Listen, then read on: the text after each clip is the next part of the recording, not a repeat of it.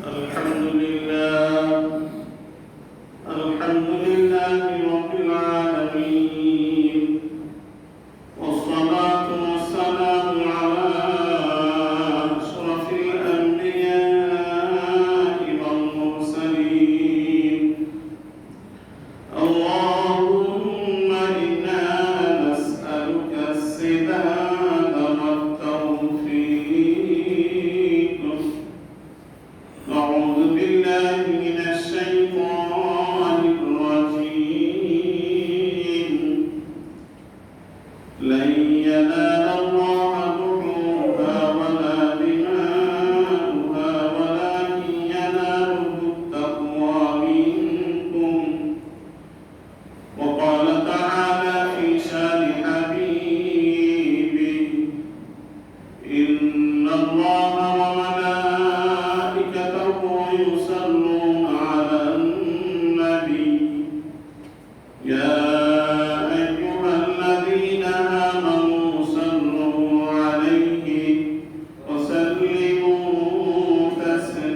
تسليما اللهم صل على محمد وعلى آل محمد كما صليت على إبراهيم وعلى آل إبراهيم إنك حميد مجيد اللهم بارك على محمد وعلى آل محمد كما باركت على إبراهيم وعلى آل إبراهيم إنك حميد مجيد সম্মানিত মুসলিম ভাইরা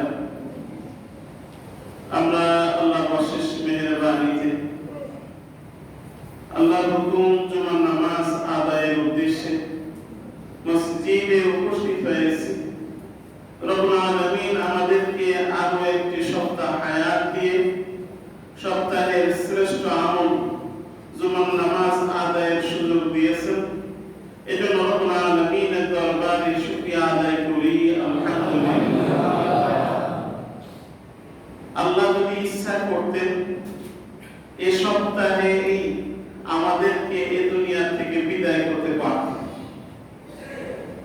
হয়েছেও দেখেন এই সপ্তাহের ভিতরেই আমাদের মসজিদ কমিটির একজন সদস্য তিনি ইন্তেকাল করেছেন এই অল্প কিছু দিনের ভিতরে এই মহল্লার বেশ কয়েক ভাই আমাদের মুসল্লি ইন্তেকাল করেছে আল্লাহ তাআলা আমাদেরকে সেই মৃত্যুর তালিকায় না রেখে আরো কিছু হায়াত দিয়া আরো কিছু নেক আমল করার সুযোগ দিয়েছেন এজন্য রব্বুল আলামিনের দরবারে আবারও শুকরিয়া আদায় করি আলহামদুলিল্লাহ আর যারা মৃত্যুবরণ করেছেন আল্লাহ তাআলা তাদেরকে ক্ষমা করে দিন তাদেরকে জান্নাতবাসী করুন সবাই বলে আমিন আসলে হজ সম্পর্কে আমরা আলোচনা করতেছিলাম হজেরই একটা অংশ হলো কুরবানি হজের সাথে সংশ্লিষ্ট একটি ইবাদত হলো কুরবানি কুরবানি শব্দের অর্থ হলো আল্লাহর নৈকট্য লাভের জন্য কোন কিছু উৎসর্গ করা আল্লাহর নৈকট্য লাভের জন্য কোন কিছু উৎসর্গ করাকে কুরবানি বলে এই কুরবানি এর প্রতিশব্দ বা এরকম শব্দ কোরআনের ভিতরে আরো আছে কোরআনের ভিতরে কুরবানি শব্দটাও আছে আরো আছে আরেকটা হলো নাহা ইন্না আ'তাইনাকাল কাউসার ফাসাল্লি লিরাব্বিকা ওয়ানহার এই নাহার শব্দের অর্থ আল্লাহর সন্তুষ্টির জন্য রক্ত প্রবাহিত করা আল্লাহর সন্তুষ্টির জন্য রক্ত প্রবাহিত করা জবাই করে কোনো কিছু রক্ত প্রবাহিত করা এর নাম হলো নাহার আর হাদিসের পরিভাষায় আরেকটা আছে উদহিয়া সালাতুল ঈদুল আযহা, তাই না? উযহিয়া, এই উযহিয়া শব্দের অর্থ হলো নির্দিষ্ট সময় নির্দিষ্ট দিনে আল্লাহর সন্তুষ্টির জন্য জবাই করা। নির্দিষ্ট দিনে নির্দিষ্ট সময় আল্লাহর সন্তুষ্টির জন্য জবাই করাকে বলা হয় উযহিয়া। কুরবানি কোরআনের ভিতরে আছে ওয়াতলু আলাইহিম ইবনা আদম বিল হক ইয কাররাবা কুরবানান ফাতুকবিলা মিন আহাদিহিমা ওয়া লাম ইউতাকাব্বাল মিনাল আখার। ও রাসূল, তাদেরকে আপনি তেলাওয়াত করে শোনান, তাদেরকে আপনি তেলাওয়াত করে শোনান আদম আলাইহিস সালাতু ওয়াস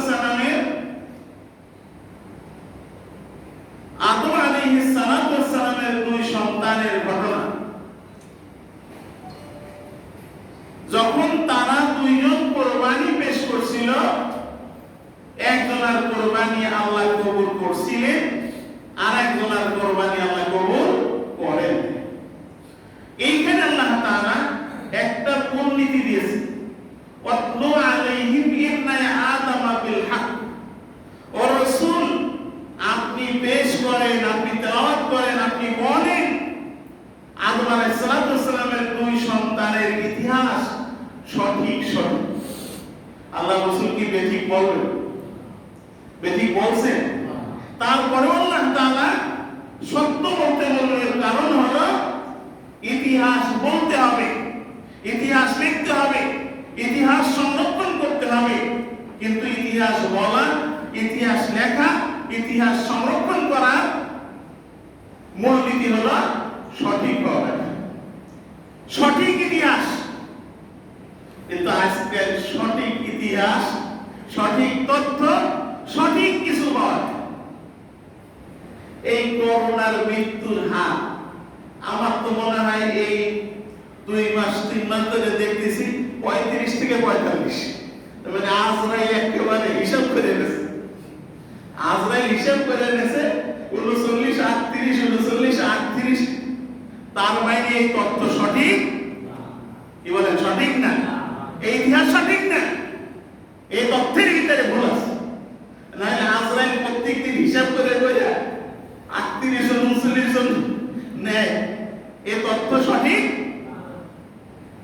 অথচ আল্লাহর এই হলো তুমি যে তথ্য দাও, তুমি যে ইতিহাস বর্ণনা করো, সঠিক বর্ণনা। আমরা যে ইতিহাস চোখের সামনে দেখছি, সেই ইতিহাস যদি এখন বই পুস্তকে পড়ি, অনেকটাই মনে হয় যেন আমাদের দেখার সাথে মিল নেই। কি বলেন? অনেক কিছু কিন্তু এরকম হয়ে গেছে। কিন্তু ইতিহাস বা কোন তথ্য এইটা উপস্থাপন করতে হবে সঠিকভাবে। এই নির্দেশটা বলেন কার? আদম আলাইহিস সালাতু ওয়াস সালামের দুই সন্তানের এই ঘটনা বা ইতিহাস আপনাদের জানা। আল্লাহ বলেন, ইযা কাররাবা কুরবানান ফাতুকবিলা মিন আহাদিহিমা ওয়া লাম ইউতাকাব্বাল মিনাল আখার। তার দুই ছেলে কোরবানি দিছিল, একজনের কোরবানি আল্লাহ কবুল করছিলেন, আর একজনের কোরবানি আল্লাহ কবুল করেন। যদিও ইতিহাস আপনাদের জানা, আমারও আমি মনে করাইয়া দেওয়ার জন্য বলতেছি। আমরা জানি আদম আলাইহিস সালাতু ওয়াস সালাম এবং হাওয়া আলাইহিস সালাম তারা দুনিয়ায় আসা নতুন করে জীবন যাপন শুরু করেছে। তাদের পারিবারিক জীবনে তাদেরও সন্তান হয়েছে। তো আদম আলাইহিস সালাতু ওয়াস সালাম এবং হাওয়া আলাইহিস সালামের এই সন্তান হওয়ার একটা পদ্ধতি ছিল যে পৃথিবীতে আর মানুষ নেই, জোড়ায় জোড়ায় সন্তান হয়েছে, যমজ সন্তান হয়েছে। প্রত্যেকবারে একটা ছেলে একটা মেয়ে, একটা ছেলে একটা মেয়ে।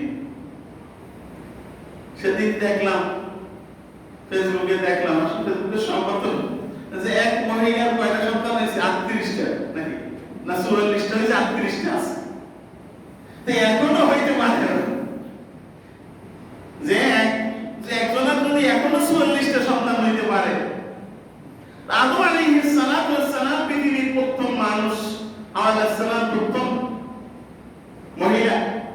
এদের দুইজনের আল্লাহ তাআলা সন্তান দিয়েছেন জোড়ায় জোড়ায়। তাদের এইরকম সন্তান ছিল কতজন? 40 জোড়া, 80 জন সন্তান ছিল। প্রত্যেক জোড়ায় একটা ছেলে একটা মেয়ে। আর পৃথিবীতে আর কোন মানুষ নেই। মানুষের একটি মৌলিক চাহিদা হলো বিবাহ। মৌলিক চাহিদা হলো বিবাহ।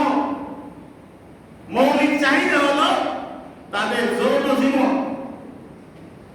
এই বিবাহের জন্য আল্লাহ তাআলা আদম আলাইহিস সালাতু ওয়াস সালামকে শরীয়ত দিলেন, আইন দিলেন, বিধান দিলেন যে তোমার একসাথে যে ছেলে মেয়ে যে দুজন জন্মগ্রহণ করবে, এরা দুইজন হলো সহোদর, এরা দুইজন আপন, এরা দুইজন একজনে আরেকজনকে বিবাহ করতে পারবে। সহোদর ভাই বোনকে বিবাহ করা জায়েজ আছে? কি বলেন, জানি না মাসআলা জায়েজ আছে? হারাম। আপন ভাই বোনের বিবাহ হারাম। আদম আলাইহিস সালাতু ওয়াস সালামের এই সহোদরা বা এই আপন হিসাবে গণ্য হবে একসাথে যে ছেলে মেয়ে জন্মগ্রহণ করবে এই দুজন। আদম আলাইহিস সালাতু ওয়াস সালামের একজন সন্তান হলো হাবিব, তার সাথে একটা মেয়ে জন্মগ্রহণ করেছে। যেই মেয়েটা সুন্দরী কম। আরেক ছেলে হলো কাবিল, যেই কাবিলের সাথে আরেকটা মেয়ে জন্মগ্রহণ করেছে, যেইটা দেখতে সুন্দরী বেশ। এদের নাম তাফসীরের ভিতরে আসছে আকলিমা এবং এলুদা। মতভেদ আছে যে আকলিমা কোনটা আর এলুদা কোনটা, এজন্য আমি এখানে মিলাই বললাম যে দুই মেয়ের নাম হলো আকলিমা এবং এলুদা। এর ভিতরে কাবিলের সাথে যে জন্মগ্রহণ করছে সে সুন্দরী। শরীয়ত অনুযায়ী ওই সুন্দরী হলো কাবিলের আপন বোন। কাবিল তার বিবাহ করতে পারবে না, এটাই আদম আলাইহিস সালাতু ওয়াস সালামের শরীয়ত। কিন্তু কাবিল আদম আলাইহিস সালাতু ওয়াস সালামকে গিয়ে বলছে, বাবা কারেকে বিবাহ করবে তা আল্লাহই সিদ্ধান্ত করে দিয়েছে। আল্লাহ আমার সাথে এই বলতেছে এর এক বিয়ে করো। আদম আলাইহিস সালাতু ওয়াস সালাম বলেন, এইটা আল্লাহর নির্দেশ না। আল্লাহর নির্দেশ হলো তুমি বিবাহ করবে আর এক জোড়া মেয়ে, আর ওই জোড়ার ছেলে বিবাহ করবে এই জোড়ার মেয়ে। কাবিলটা মানি না, বিশ্বাস করি না। মানে প্রথম আল্লাহর আইন অমান্যকারী, আল্লাহর আইন, আল্লাহর বিধান। এই কাবিলের দলের মানুষ এখনো আছে, কোরআনের কথা কইলে কয় মানি না, বিশ্বাস করি না, অবুঝুর যখন। ঠিক কাবিল কি হাবিব, এই কাবিল কি বলছে যে এটা আপা মানি না, এটা আল্লাহর যে কথা, আল্লাহর যে আইন, আল্লাহর যে বিধান, এর কোনো প্রমাণ আছে? বলে কি প্রমাণ চাও?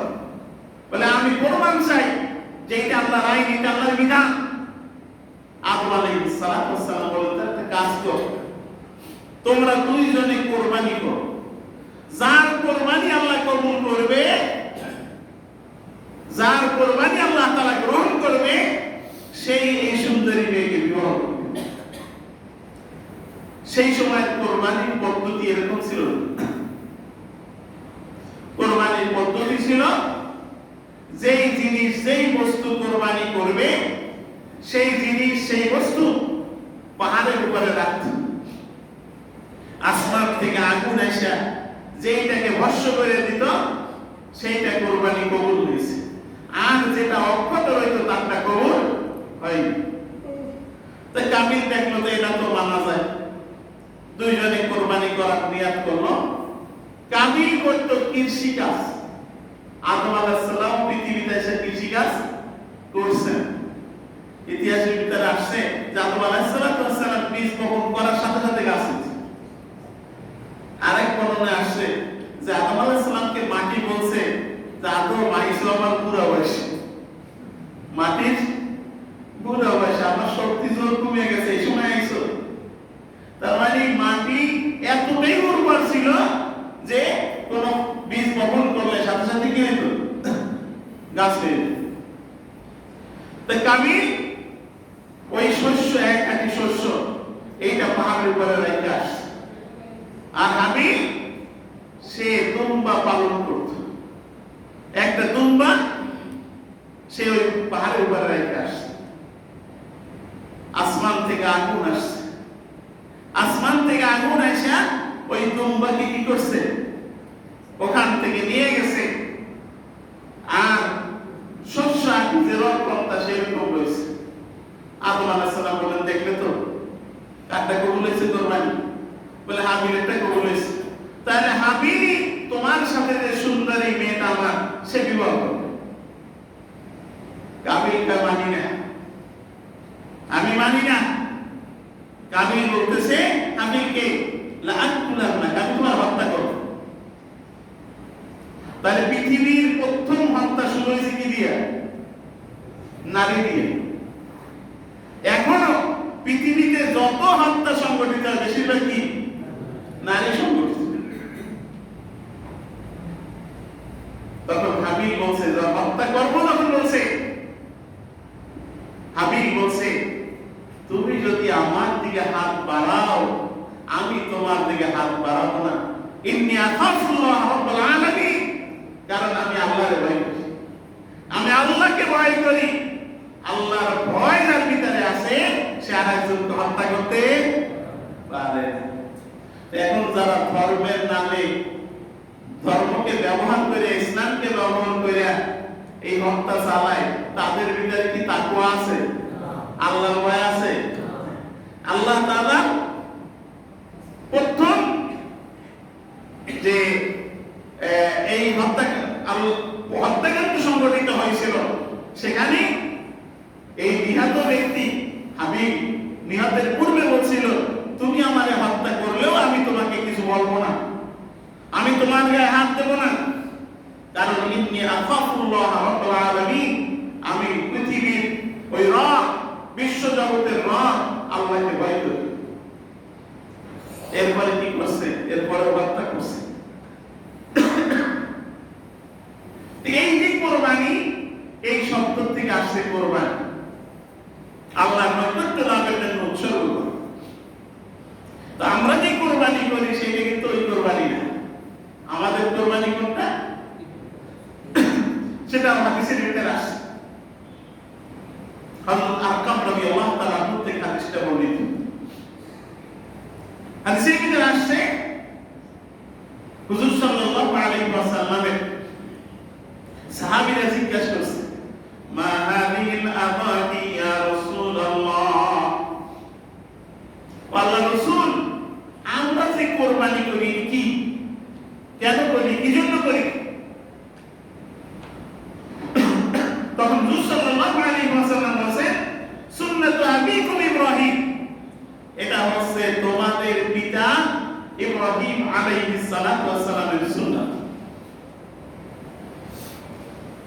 এখন ইব্রাহিম আলাইহিস সালাম আমাদের পিতা, এতে কি সন্দেহ আছে নাকি? জোরে বলেন না, সন্দেহ আছে? আমরা যারে পিতা মানি, আমাদের আব্বা, সে যে পিতা এটা বলছে আমার মা, এটা বলছে কিনা? আর ইব্রাহিম আলাইহিস সালামের পিতা বলছে কি? আল্লাহ।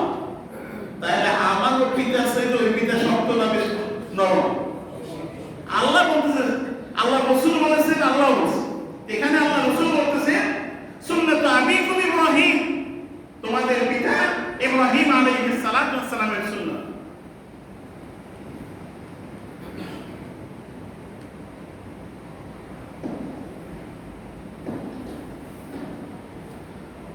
ইব্রাহিম আলাইহিস সালাতু ওয়াস সালামের সুন্নাত আমরা আরো কিছু কি পালন করি? 10টা সুন্নাত আছে, যেটা ইব্রাহিম আলাইহিস সালাতু ওয়াস সালাম করেছেন। হুজুর সাল্লাল্লাহু আলাইহি ওয়াসাল্লামের জন্য এটা সুন্নাত, আমাদের জন্য সেটা কি সুন্নাত। এর একটা মুসলমানি আমরা দিছি না, এই মুসলমানি দাও, এটা কার সুন্নাত? ইব্রাহিম আলাইহিস সালামের সুন্নাত। নখ কাটি আমরা, এই নখ কাটা কার সুন্নাত? ইব্রাহিম আলাইহিস সালামের সুন্নাত। আমরা ইব্রাহিম আলাইহিস সালাম। আমরা নাভির নিচ পরিষ্কার করি, সুন্নাত কার? ইব্রাহিম আলাইহিস সালাম। আমরা বগলের নিচ পরিষ্কার করি, সুন্নাত কার? ইব্রাহিম আলাইহিস সালাম। এরপরে কোরবানি করি, সুন্নাত কার? ইব্রাহিম আলাইহিস সালাম। এখন এই কোরবানি ইব্রাহিম আলাইহিস সালাম কেন করছিলেন ইতিহাস আপনাদের জানা। কোরআনের ভিতরে আল্লাহ তাআলা বলেন ওয়া ইবতালা ইব্রাহিম রাব্বুহু বিকালিমাত। ইব্রাহিম আলাইহিস সালামকে আল্লাহ তাআলা অনেকগুলো পরীক্ষা করেছেন। ফাআতাম্মাহুন্না, আর ইব্রাহিম আলাইহিস সালাম প্রত্যেকটা পরীক্ষায় পরিপূর্ণ মার্কস পেয়ে পাস করছেন। পরিপূর্ণ বলতে 100 মধ্যে কত? 100। 100তে 100 পাস করেছেন। ইব্রাহিম আলাইহিস সালামের পরীক্ষাগুলো দেখেন। ইব্রাহিম আলাইহিস সালাম হচ্ছেন আল্লাহর পরীক্ষিত বন্ধু। আল্লাহকে পাওয়ার জন্য সব ত্যাগ করেছেন। প্রথমে ইব্রাহিম আলাইহিস সালাম ত্যাগ করলেন নিজের দেশ, হিজরত, নিজের দেশ ত্যাগ করলেন, মা বাপ সব ছাইড়া দেশ ত্যাগ। এরপর ইব্রাহিম আলাইহিস সালামের পরীক্ষা, ইব্রাহিম আলাইহিস সালামের পরীক্ষা ওই অগ্নি পরীক্ষা আপনাদের জানা, যা আগুনে ফালাবার সব প্রস্তুতি নেওয়া হয়ে গেছে। ইব্রাহিম আলাইহিস সালামের অপরাধ হলো ইব্রাহিম আলাইহিস সালাম শিরিক করতে রাজি হয়। কারণ নমরুদের আইন ছিল যে নমরুদ হলো রব, সব জনগণ নমরুদকে রব মানত। আর ইব্রাহিম আলাইহিস সালাম বলেন রব হচ্ছে কিনা? রব হচ্ছে ইন্নী ওয়াজ্জাহতু ওয়াজহিয়া লিল্লাযী ফাতারাস সামাওয়াতি ওয়াল আরদা হানিফা ওয়া মা আনা মিনাল মুশরিকিন। আমি আসমান জমিন সব কিছুর যিনি মালিক তার প্রতি মনোনিবেশ করলাম, তিনি হচ্ছেন আমার রব। এই রব মানে নাই, তার মানে রাষ্ট্রের আইন অমান্য করছে, রাষ্ট্রদ্রোহী মামলা। রাষ্ট্রদ্রোহী মামলা হয়েছে কে? সে আল্লাহর আইন মানতে চাইছে, রাষ্ট্রের আইন মানতে চায়। এখনো কিন্তু বিশ্বের অনেক দেশে আছে, অনেক মানুষ ফাঁসির আসামি হয়, ফাঁসি হয়, অপরাধ তাদের একই, তারাও প্রচলিত রাষ্ট্রের আইন অমান্য করে আল্লাহর আইন মানতে চায়। কি বলেন ঠিক কিনা? আল্লাহর আইন মানতে চায়।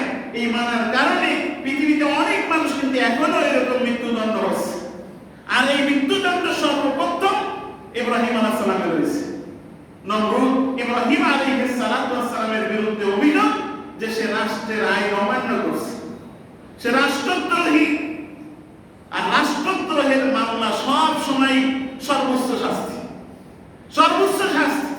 ইব্রাহিম আলাইহিস সালাম রাষ্ট্রদ্রোহী, কারণ সে রাষ্ট্রের আইন মানে না, আল্লাহর আইন মানে। এই জন্য তার বিরুদ্ধে মৃত্যুদণ্ড ঘোষণা হয়েছে। পৃথিবীর সব দেশে মৃত্যুদণ্ড কিন্তু একরকম হয় না। বাংলাদেশে হয় ফাঁসির মাধ্যমে, কোন দেশে হয় সৌদি আরব হয় কি তরবারির আঘাতে ঘাত নিখণ্ডিত করে মৃত্যুদণ্ড, কোন দেশে হয় গুলি দিয়া, কোন দেশে হয় পয়জন ইনজেকশনের মাধ্যমে। এক এক দেশে এক এক রকম, বিভিন্ন দেশে বিভিন্ন রকম। নমরুদের দেশে মৃত্যুদণ্ড কার্যকর হতো আগুনে পোড়াই। আর যেহেতু এটা বড় আসামি, কারণ রাষ্ট্রের আইন অমান্য শুধু করে নাই, এই অমান্য করার জন্য মানুষদেরকেও কি করছে? উদ্বুদ্ধ করছে, মানুষদেরকেও দাওয়াত দিচ্ছে। এই জন্য ইব্রাহিম আলাইহিস সালামকে মৃত্যুদণ্ড কার্যকর করার জন্য আগুন জ্বালাইছে। সব ব্যবস্থা শেষ। ইব্রাহিম আলাইহিস সালামকে আগুনে ফালাবার জন্য কেরেনের তুলছে। ওই কেরেনটা ফালাবে, সেই সময় তো কেরেছে না সরক গাছ, সরক গাছে উঠেছে ফালাবে। এই সময় জিবরাইল আলাইহিস সালাম ইব্রাহিম আলাইহিস সালামকে বলছে, ইব্রাহিম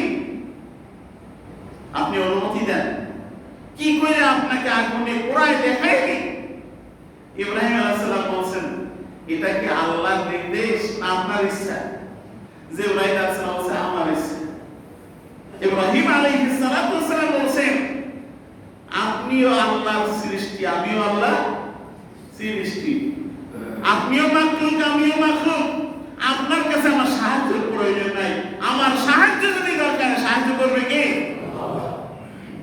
ঈমান দেখে একটু পরে আগুনে ফালাবে, একটু পরে মারা যাবে, সেই সময় এরকম তার মনোবল। ইতিহাস বলে দেখা যায় এরকম মনোবলে মানুষ ছিল, ফাঁসি হবে একটু পরে, পাঁচা বাজছে। তাই সে জিজ্ঞাসা করছে আপনার কি মনে একটু চিন্তা নেই আপনার ফাঁসি হবে, আপনি পাঁচা বাজছে? ওই ফাঁসির ফয়সালা কি দুনিয়ায় না আসমানে? ও ফয়সালা যে করবে সে করবে, আমার কাজ আমি করতেছি। যাই হোক, তাহলে ইব্রাহিম আলাইহিস সালামের কোনো চিন্তা নাই, একেবারে নিশ্চিন্তে বলে গেছে যে সাহায্য যদি প্রয়োজন হয় সাহায্য করবে কে? ওই সময়ও নমরুদ জিজ্ঞাসা করছে ইব্রাহিম অপরাধ স্বীকার করো। এখন ইব্রাহিম আলাইহিস সালাম অপরাধ স্বীকার করেন না, ভুল স্বীকার করেন। কারণ ভুল যদি স্বীকার করে তাহলে ভুল কি? আল্লাহর কথা বলছে, আল্লাহই আইন মানতে চাইছে, ভুল যদি হয় তাহলে আল্লাহর আইন মানা ভুল। এই জন্য ইব্রাহিম আলাইহিস সালাম শিখাইলেন যে আসলে জীবন বাঁচানো ফরজ না, ঈমান বাঁচানো ফরজ। আমরা কিন্তু একটা মাসালা করি সবাই, জান বাঁচানো ফরজ, জান বাঁচানো ফরজ। এখন করোনায় তো একটা জান বাঁচানোর জন্য আমরা সবাই জান বাঁচানো ফরজ। আসলে কি জান বাঁচানো ফরজ না ঈমান বাঁচানো ফরজ? ইব্রাহিম আলাইহিস সালাম সে কিন্তু জান বাঁচাবার চেষ্টা করে না, কি বাঁচাবার চেষ্টা করছে? ঈমান। এরপরে আগুনে ফালাইছে, একটু পরে পুড়ে যাবে, ওরা খুব দেখবে ফুর্তি করে। আল্লাহ তাআলা আগুনকে হুকুম করলেন ইয়া নারু কুনি বারদাও ওয়া সালামান আলা ইব্রাহিম।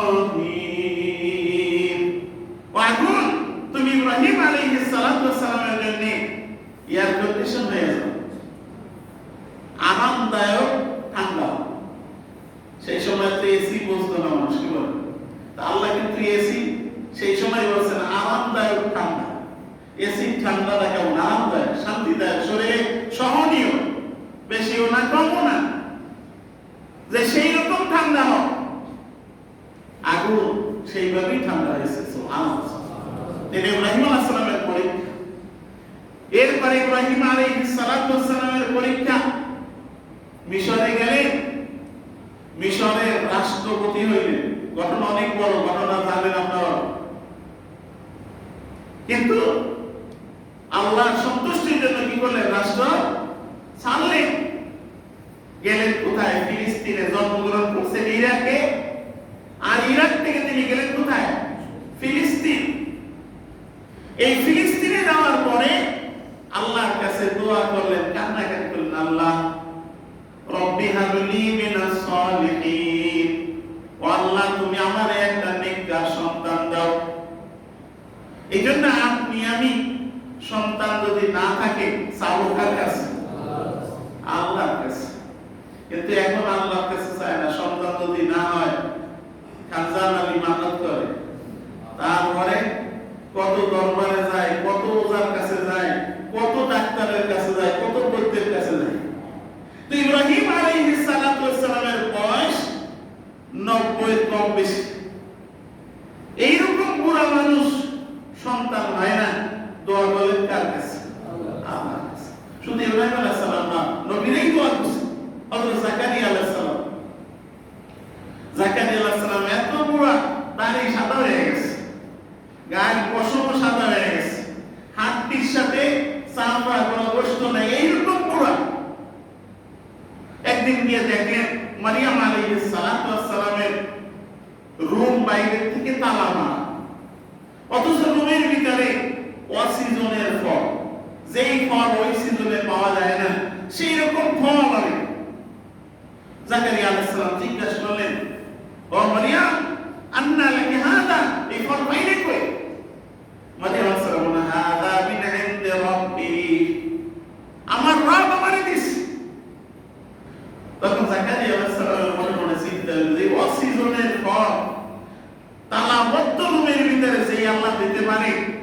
আল্লাহ আমার মতো বুড়া মানুষের সন্তান দিতে পারে। ফানাদা ফিল মিহরাব, ওই মিহরাবের ভিতরে, ওই রুমের ভিতরে, ওই কুটিরের ভিতরে বসে আল্লাহ ডাকলেন, ডেকে বলে, আল্লাহ তুমি আমার একটা সন্তান দাও, তুমি আমাকে একটা সন্তান দাও। আল্লাহ তাআলা ফেরেশতা পাঠাইয়া বলেন, ও জাকারিয়া, তোমার আল্লাহ সন্তান দেবে, শুধু সন্তান দেবে না, তোমার সন্তানের নাম আল্লাহ রেখে দিয়েছে। নাম কি? ইয়াহইয়া। আল্লাহ নামও রেখে দিয়েছে। এখন এই সুসংবাদ যখন দিয়েছে, জাকারিয়া আলাইহিস সালাম নিজে বলতেছে, আল্লাহ কেমনে আমার সন্তান হবে? আমার সন্তান হবে কেমনে? আমার শক্তি নেই, স্ত্রীর কাছে যাওয়ার মতো শক্তি নেই। ওয়া ইমরাতি আকির, আর আমার স্ত্রী বুড়ি, তার মিন্স বন্ধ হয়ে গেছে। আকির বলা হয় যাদের মিন্স বন্ধ হয়ে যায়, সন্তান হওয়ার সম্ভাবনা থাকে না। আল্লাহ বলেন, কাযালিক, আল্লাহ যদি দিতে চায় এভাবে দিতে পারে।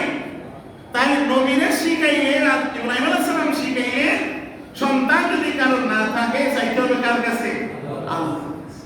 আর সন্তান কেমন সন্তান? রব্বি হাবলি মিনাস সালিহিন, ও আল্লাহ তুমি আমাকে নেককার সন্তান দান করো।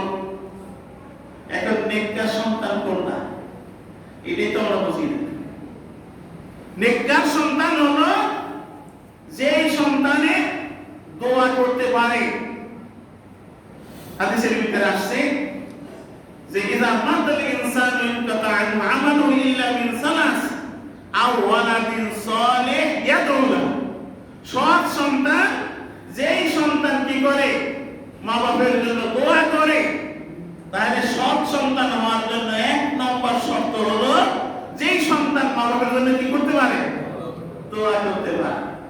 এখন একজন মানুষ মৃত্যুর পরে সবচেয়ে বড় দোয়া, শরীয়তের সবচেয়ে নির্দিষ্ট দোয়া হলো কি? জানাজা। নির্দিষ্ট দোয়া কি? জানাজা।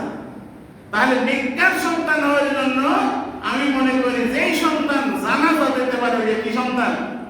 নেককার সন্তান। আপনার আমার সন্তান কি নেককার হয়েছে? নেক সন্তান বানাইতে পারছি?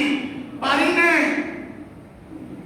আর সন্তান যদি বাবার জানাজা দেয় কি অবস্থা হয়? আমার জীবনে তো কত হাজার জানাজা দিয়েছি, ঠিক নেই। তো আমার আব্বার জানাজা দিতে গিয়া আমি যেভাবে জানাজা, যেভাবে আমি কাঁদছি, যেভাবে কান্নার মানে আমি নিজেই জানি না, এইরকম জানাজা তো আমি জীবনে দিই। এই জন্য সন্তান আল্লাহর কাছে চাইতে হবে কোন সন্তান? নেককার সন্তান।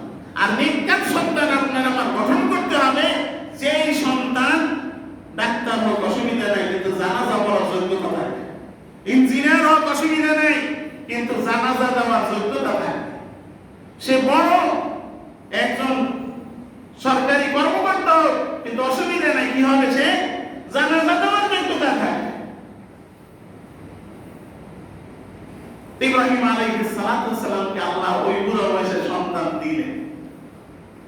সন্তান দিলেন, সন্তানের নাম কি? ইসমাঈল আলাইহিস সালাম। ইসমাঈল আলাইহিস সালাম জন্মগ্রহণ করার পরে হযরত সারা কি বলছে?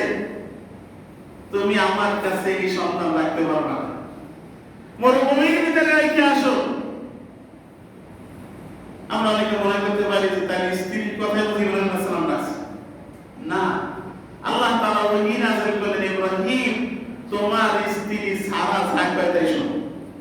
তাহলে হুকুম মানছে কার? আল্লাহ।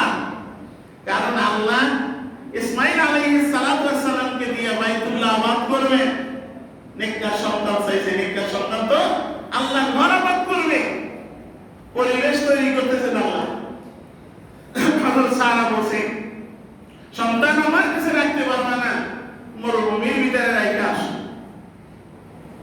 ইব্রাহিম আলাইহিস সালামের পরীক্ষা আবার বুড়া বয়সে কান্নাকাটি করে একটা সন্তান পাইছে। এই সন্তানকে একটু আদর করবে, যত্ন করবে, নিজের কাছে রেখে লালন পালন করবে, সন্তানের প্রতি আরো মহব্বত হবে, ভালোবাসা হবে। কিন্তু আল্লাহর হুকুম হলো তোমার স্ত্রী যা বলে তাই করো। আর স্ত্রী বেলায় গেছে কোথায়? মরুভূমিতে। ইব্রাহিম আলাইহিস সালাতু ওয়াস সালাম আল্লাহর হুকুম পাইলে তার কোনো দেরি নেই। ইব্রাহিম আলাইহিস সালাতু ওয়াস সালাম সন্তান নিয়ে রওনা হয়েছেন, যাবেন কোথায় পথ তিনি জানেন। হাদিসের ভিতরে আসছে দুইটা উটকে আল্লাহ তাআলা ইলহাম করেছেন। ইলহাম মানে আদেশ। দুইটা এই উট আল্লাহর আদেশে রাস্তা চলছে। সব উটই আল্লাহর হুকুমে চলে, সব প্রাণী চলে, কিন্তু কোন জায়গায় যাবে এজন্য আল্লাহ তাআলা দুইটা উটকে কি করছে? ওহী করছে, নির্দেশ করেছে, ইলহাম করেছে। একটা হলো ইব্রাহিম আলাইহিস সালাতু ওয়াস সালাম স্ত্রী এবং সন্তান নিয়ে রওনা হয়েছেন, যাবেন কোথায় উনি নিজেও জানেন না। আল্লাহ নির্দেশ করে দিলেন যে উট যে জায়গায় যাইয়া আর কোন দিক যাবে না, উঠে দিলে আবার শুয়ে পড়বে, তুমি ওই জায়গায় গিয়ে থাক। আরেকটা উট হলো হুজুর সাল্লাল্লাহু আলাইহি ওয়াসাল্লাম মক্কা থেকে হিজরত করে মদিনায় গেলেন। মদিনায় যাওয়ার পরে মদিনার সাহাবীরা প্রত্যেকেই আল্লাহ রাসূলের জন্য ব্যবস্থা করে রাখছে। রাসূল কার ঘরে যায়, কোন ঘরে ওঠে তা তো নাই, সবাই চায় আল্লাহ রাসূল আমার বাড়িতে আসুন, আর সেইভাবে ব্যবস্থাও সবাই করে রাখছে। হুজুর সাল্লাল্লাহু আলাইহি ওয়াসাল্লাম মদিনায় যখন ঢুকতেছে, রাস্তার দুই পাশে নারী, পুরুষ, শিশু সব দাঁড়ায় গেছে, আর সবাই বলতেছে হুজুর আপনি আমার বাড়িতে আসেন, হুজুর আপনি আমার বাড়িতে আসেন। তখন হুজুর সাল্লাল্লাহু আলাইহি ওয়াসাল্লাম বলেন, আমার উটকে আল্লাহ তাআলা ইলহাম করে দিয়েছে, আমার উট যার বাড়িতে যাবে আমি তার বাড়িতে যাব। এইবার আর কেউ কি করে না, হুজুর সাল্লাল্লাহু আলাইহি ওয়াসাল্লাম কে আর বিরোধী করে না। এখন সবাইকে আল্লাহ উটটা যেন আমার বাড়ি আসে, আল্লাহ উটটা যেন আমার বাড়ি আসে।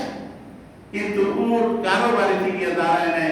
হযরত আবু আইয়ুব আনসারী রাদিয়াল্লাহু তাআলা যারা হজে গেছেন, মদিনা শরীফে দেখছেন আবু আইয়ুব আনসারী রাদিয়াল্লাহু তাআলা এর বাড়িটা যেখানে ছিল সেইখানে এখন বিচারালয়, কোর্ট, ইসলামিক কোর্ট, শরিয়া কোর্ট যেখানে, ওইখানেই বাড়ি ছিল।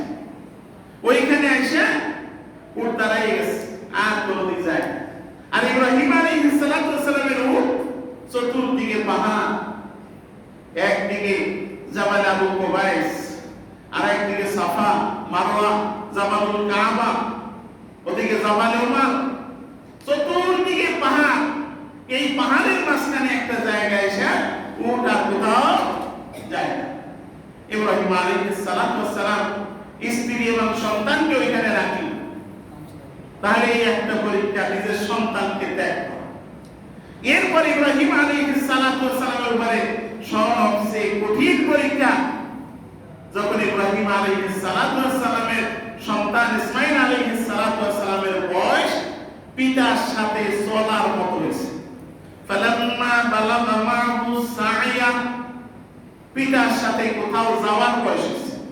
তাফসীরের ভিতরে আসছে এই বয়স 12 বছর বা 13 বছর, কেউ বলেছে 8 বছর। যাই হোক, যে এই ইব্রাহিম, আর কোরআনের ভাষা হলো যে ইব্রাহিম আলাইহিস সালাতু ওয়াস সালামের সাথে বা পিতার সাথে সন্তান যাওয়ার মতো বয়স হয়েছে, মায়ের রাইকা দাও থাকার মতো বয়স হয়েছে। তখন আল্লাহ তাআলা হুকুম করলেন স্বপ্নের মাধ্যমে যে তুমি ইসমাঈল আলাইহিস সালাতু ওয়াস সালামকে কি করো? কুরবানি করো, জবাই করো, আল্লাহর সন্তুষ্টির জন্য জবাই দিতে আপনাদের জানা। তারপর সামনে বলবো, এই যে ইব্রাহিম আলাইহিস সালাতু ওয়াস সালাম ইসমাঈল আলাইহিস সালাতু ওয়াস সালামকে কুরবানি করার সকল প্রস্তুতি নেওয়ার পরে আল্লাহ তাআলা একটা দুম্বা কুরবানির মাধ্যমে কুরবানি কবুল করছিলেন। সেই কুরবানির থেকে আজও পর্যন্ত সামর্থ্যবান প্রত্যেক মানুষের আল্লাহর সন্তুষ্টির জন্য ওইরকম একটা দুম্বা, একটা ছাগল, একটা ভেড়া অথবা একটা গরু বা গরুর অংশ কুরবানি করা ওয়াজিব করা হয়েছে। এখন এই কুরবানি করলে লাভ কি? এটা রাসূল সাল্লাল্লাহু আলাইহি ওয়াসাল্লাম বলেছেন যে লিকুল্লি শাআতিন হাসানাহ, যে কুরবানির জানোয়ারের প্রত্যেকটা পশম, প্রত্যেকটা গোশতের টুকরা, প্রত্যেকটা হাড্ডির টুকরা, প্রত্যেকটা রক্তের ফোঁটার পরিবর্তে আল্লাহ তাআলা সওয়াব দিয়ে দেবেন। এবার তো আমরা অনেকে নিয়ত করে ফেলাইছি কুরবানি এবার করব না। দর্শকরা বলছিল কুরবানি করবে না, নিয়ত করে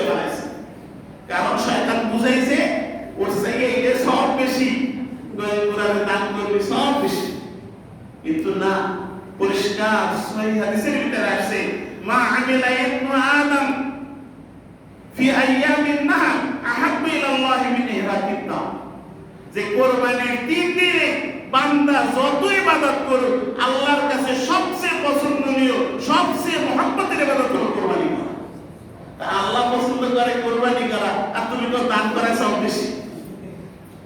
এইজন্য কুরবানি করব না এই নিয়ত যেন তো না করি। আর কুরবানি করেন, আপনি কুরবানির গোশত দান করে দেন, কুরবানি করে দান, গোশত দান করে দেন।